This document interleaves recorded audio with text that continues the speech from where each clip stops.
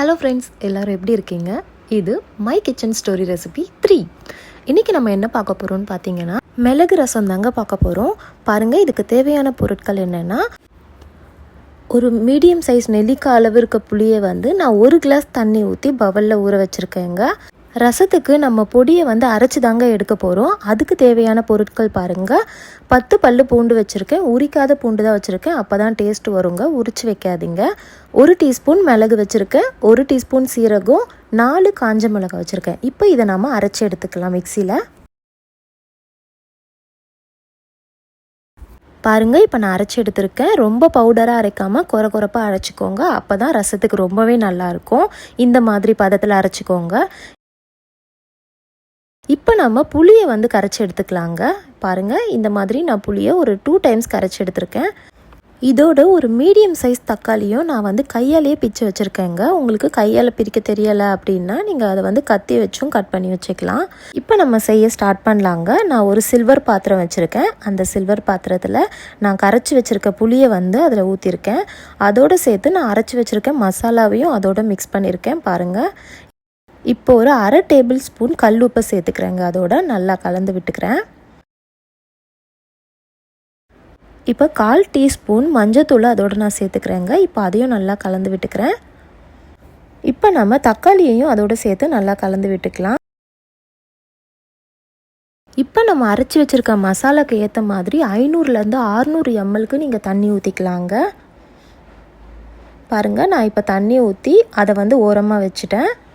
இப்போ தாளிக்கிறதுக்கு ஒரு கடாயை எடுத்து அதில் 3 டேபிள் ஸ்பூன் எண்ணெய் விட்டுருக்கேங்க. இப்போது 1 டீஸ்பூன் கடுகு அதில் ஆட் பண்ணிக்கிறேன்.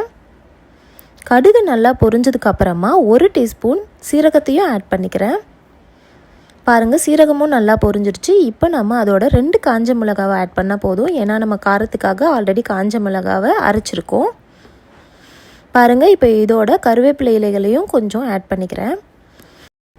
இப்போ இதோட ஒரு 1/2 டீஸ்பூன் பெருங்காயத்தூளை நான் ஆட் பண்ணிக்கிறேங்க. பெருங்காயத்தூள் போட்டால் நல்லா மணமாகவும் டேஸ்ட்டாகவும் இருக்கும். இப்போ இதை நல்லா கலந்து நான் ஆல்ரெடி நம்ம செஞ்சு வச்சுருக்கேன் நம்ம ரசத்தோடு ஊற்றிக்கிறேன். பாருங்கள், இப்போ இது எல்லாத்தையும் ஊற்றிட்டு இப்போ நான் பற்ற வச்சு இதை நான் கொதிக்க விட போகிறேங்க. ரசம் எப்போவுமே ரொம்ப கொதிக்கக்கூடாது. ரசம் ரொம்ப கொதிச்சிச்சுன்னா அதோடைய டேஸ்ட்டு போயிடும். அதனால் வெயிட் பண்ணி பக்கத்தில் இருந்தே பாருங்கள், கொஞ்சம் டைம் எடுக்கும். நான் ஹை ஃப்ளேமில் வைக்கல, நான் மீடியம் ஃப்ளேமில் தான் வச்சுருக்கேன். அதனால் கொஞ்சம் டைம் எடுக்கும். ஹை ஃப்ளேமில் வைக்காதீங்க, உடனே கொதிச்சிரும். அதனால் வெயிட் பண்ணியே அது கொதிக்கட்டும். அப்போ தான் அந்த மசாலாஸ்லாம் நல்லா டேஸ்ட்டு கொடுக்கும். பாருங்கள், இப்போ எனக்கு ரசம் கொதிக்கிறதுக்கு கரெக்டாக 5 மினிட்ஸ் ஆச்சுங்க. அதில் இருக்க மசாலாஸ்லாம் நல்லாவே அதோட மிங்கிள் ஆகி அது கொதிக்கிறதுக்கு 5 மினிட்ஸ் ஆச்சு. இப்போ நல்லாவே அது கொதிச்சு வந்துருச்சு. ஒரே ஒரு கொதி தாங்க ரசம் இதை பாருங்கள். இப்போ நான் ஒரு கொதி தான் வச்சுருக்கேன், ரொம்ப கொதிக்கலை, ஒரே ஒரு கொதி தான். இந்த சாம்பார்லாம் கொதிக்கிற மாதிரி, குழம்பு கொதிக்கிற மாதிரிலாம் நீங்கள் விட்டுறக்கூடாது. ரசத்தை ஒரே கொதியில் நீங்கள் இப்போ ஆஃப் பண்ணிடணும். அவ்வளோதாங்க. இப்படி தான் மிளகு ரசம் வைக்கணும். இந்த ரசம் ரொம்பவே டேஸ்ட்டாக இருந்துச்சு. எங்கள் வீட்லேயே நான் செய்யும்போது என்னை அடிக்கடிக்கு கேட்டாங்க இதை செஞ்சு கொடுக்க சொல்லி.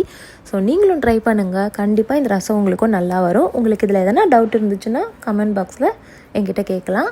நெக்ஸ்ட்டு ரெசிபி நம்பர் 4 பார்க்குற வரைக்கும் வெயிட் பண்ணுங்கள். தேங்க்ஸ் ஃபார் வாட்சிங்.